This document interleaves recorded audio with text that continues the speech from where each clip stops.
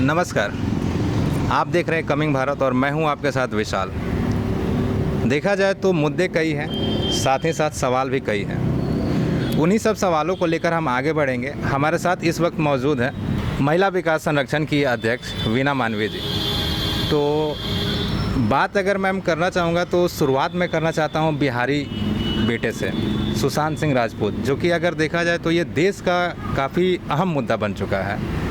तो मैम आप इस पे क्या कहेंगे?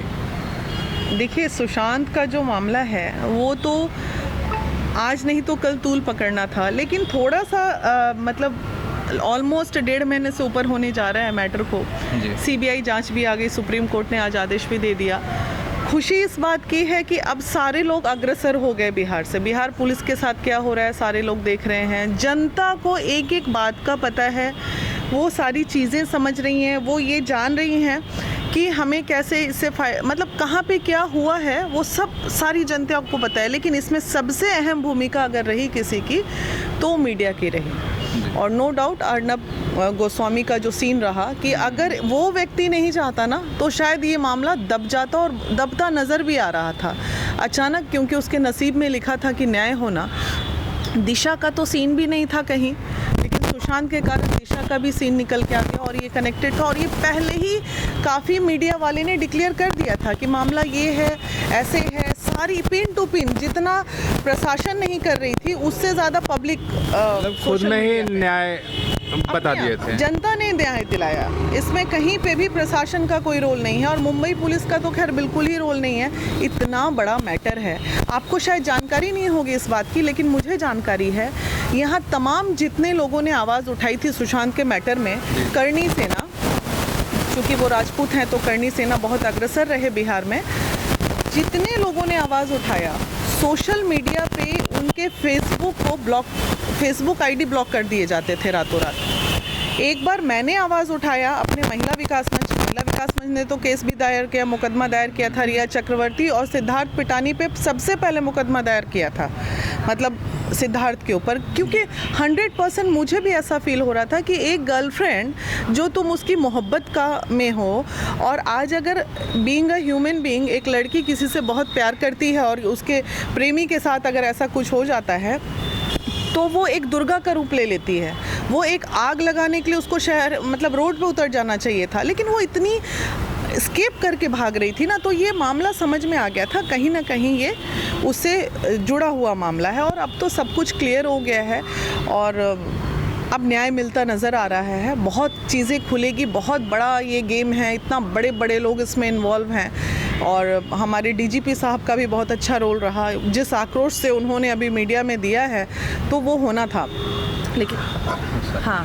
तो मैम अगर मैं बात करूं महिला संरक्षण की, जैसे कि आप महिलाओं को लेकर साथ में चलती है, साथ साथ आप पुरुष को भी लेकर साथ चलते हैं। पुरुष उत्पीड़ना जो होता है उन पे भी आप काम कर रही हैं। तो मैम ये सोच आपको कहाँ से आया, मतलब क्या आपको प्रेरित किया कि ऐसा काम आप कर रही हैं?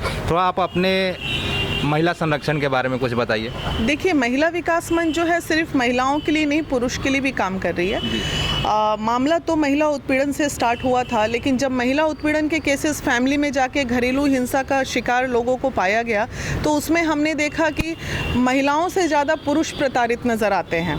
महिलाएं भी पुरुष को प्रताड़ित करती है, तो वो जिसको जस्टिफाई मतलब पब्लिकली नहीं हो पाता था, तो हम लोगों ने फिर महिला एवं पुरुष पे हो रहे अत्याचार के खिलाफ आवाज़ डाला।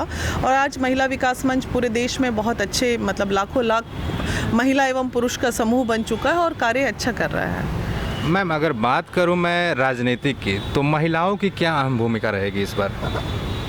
इस बार बिहार की राजनीति? जी बिल्कुल नहीं रहेगी। जैसे अभी तक महिलाएं कुचलते आ रही हैं, इस्तेमाल होते आ रही हैं, वैसे ही इस्तेमाल होंगी। मैं आपसे पूछती हूं भाई, आप मीडिया में हैं, आप मुझे बता दीजिए आज बिहार राज्य में कि कहाँ पे कौन सी महिलाएं आपको लीडरशिप क्वालिटी के साथ नज़र आ रही हैं? मुझे तो नहीं नज़र आ रही हैं, जबकि क्वालिटी कूट कूट के भरी हुई है। मैं कुछ अपनी सीनियर दीदी लोगों का नाम ऐसा जानती हूँ जो कुछ दिन पहले बीजेपी या अन्य पार्टियों में बहुत अच्छे रोल पे थी, लेकिन उनको ना उभरने नहीं दिया जाता। ये पुरुष प्रधान देश जो हमारा है ना, वो महिलाओं को आगे आने नहीं देते हैं। तो मुझे नहीं लगता है, लेकिन बहुत जल्दी कुछ एक नया आंदोलन करना होगा जिसमें महिलाओं की भूमिका, जो भी राजनीतिक में आना चाहती हैं, हर बात में 50% आबादी की बात होती है, तो राजनीतिक में भी इस बार महिला विकास मंच का डिमांड है कि 50% महिलाओं को टिकट दिया जाए और जिन महिलाओं में क्वालिटी है उनको आगे लाया जाए। मैम, अगर हम बिहार की बात करें और बिहार में महिला उत्पीड़न की बात करें, क्योंकि बेसिकली अगर देखा जाए तो हम लोग बिहार से बिलोंग करते हैं, और आप जिस तरह से बता रही हैं कि आप महिला संरक्षण से आप बिलोंग करती हैं, तो मैम बहुत सारे ऐसे मुद्दाएं आई होंगी कि महिला रात में भी आई होंगी, मतलब कि इसका कोई टाइमिंग नहीं होता है कि कब क्या केस कौन आ रहा है। तो मैम, आप उसको किस तरह से देखती हैं और उसके निवारण के लिए आप क्या कुछ ऐसा कर रही हैं? देखिए, मेरे पास अगर रात को 12 बजे भी कॉल आता है तो मैं अपने लेवल पे पूरी कोशिश करती हूँ कि जहाँ तक हो सके मैं उनको मदद करूँ। और अगर दिन में आया तो अगर पटना शहर की है या पूरे बिहार में कहीं पे भी है, तो टीम तो ऑलरेडी सारे जगह है हमारी, तो महिलाएं मूव कर जाती हैं न्याय दिलाने के लिए। और अलग अलग तरीक़ों से न्याय, हर केस का एक अलग तरीके का रिज़ल्ट आता है, कहीं कुछ नेगेटिव आता है तो कहीं पॉजिटिव आता है, लेकिन इन तमाम में प्रशासन की भूमिका हमारे प्रति बहुत अच्छी होती है। जब भी हमने प्रशासन को कॉल किया या फ़ोन किया तो एटलीस्ट आज महिला विकास मंच की बात जो है वो लोग सुनते हैं, क्योंकि उन्हें भी लगता है कि सही में हम काम कर रहे हैं। तो कहीं से अभी तक प्रशासन का ऐसा नहीं हुआ है कि नेगेटिव सपोर्ट आया है हमारे पास। न्याय देर से हो वो एक अलग बात है, न्याय ना मिले एक अलग बात है, लेकिन हमारे फ़ोन को वो सुनते ज़रूर हैं। जी मैम, आखिरी क्वेश्चन ये रहेगा कि आप एक महिला हैं, महिला होने के साथ साथ आप एक माँ भी हैं, और अगर हम बात करें बिहार में बच्चों की परवरिश को लेकर, तो मैम आप उस पर क्या कहेंगे? क्योंकि अगर देखा जाए समाज, तो हमारा समाज के लोगों का जो सोच है वो बहुत ही अलग हो चुका है। उस पर आप एक छोटा सा संदेश क्या देना चाहती हैं हमारे चैनल के माध्यम से? देखिए, सबसे पहले तो मैं ये संदेश देना चाहती हूँ, आज जो सुशांत का ही मैटर हम लोग अगर ले लें, वो भी किसी का बच्चा है, हमारा भी भाई है, बच्चा है, तो वो एकाकीपन का शिकार हुआ है। अगर वो फ्रैंक होता, अगर वो शेयर करने वाला लड़का होता, अपनी दीदी से ही हर बात अगर शेयर किया होता, तो शायद वो इस तरह का परेशानी उसके साथ नहीं आती, वो ज़िंदा होता। तो मैं ये संदेश देना चाहती हूँ पूरे देश के पेरेंट्स एंड बच्चों दोनों को कि वो अपने बच्चों के साथ फ्रेंडली हों। उनके अगर कोई लड़का या लड़की दोस्त है तो उसे गलत ना समझें, वो भी उनके साथ दोस्ती में घुस जाएं, ताकि उन्हें सही और गलत का पता चल सके। क्योंकि आप रोक नहीं सकते हैं दोस्ती को, लेकिन आप चीज़ों को सुधार ज़रूर सकते हैं। तो बच्चों से फ्रेंडली रहिए, बस यही संदेश है।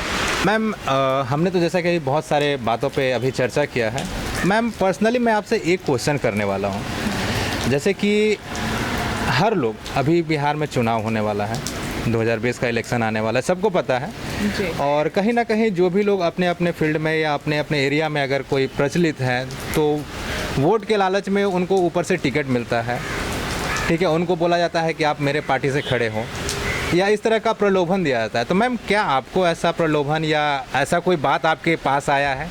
देखिए, बातें तो आती रहती हैं पार्टीज़ ज्वाइन करने के लिए, बहुत लोग अपने पार्टी में मेरा नाम भी दे देते हैं जी, लेकिन अभी तक मैंने किसी भी पार्टी को ज्वाइन नहीं किया है। और हैं ऑफ़र्स पार्टी ज्वाइन करने के लिए, बहुत सारे ऑफ़र्स हैं। हाँ। लेकिन मुझे जहाँ तक पता है कि जैसे ही आज मेरे जो इतने सारे फॉलोअर्स हैं और मैं समाज सेविका के रूप में आ रही हूँ देश में, तो पता नहीं क्यों मेरे मन में एक डर है कि जैसे ही मैं राजनीतिक में आ जाऊँगी ना, तो लोग मुझे हीन दृष्टि से देखने लगेंगे। तो मैं वो अपने फैंस एंड फॉलोअर्स के लिए मैं पराई नहीं होना चाहती हूँ, वो अपना रिश्ता रखना है। क्योंकि मुझे लगता है एक जो विधायक होता है वो एक गांव, एक क्षेत्र का विधायक होता है और कुछ लाख लोग उसको जानते हैं। जी जी जी।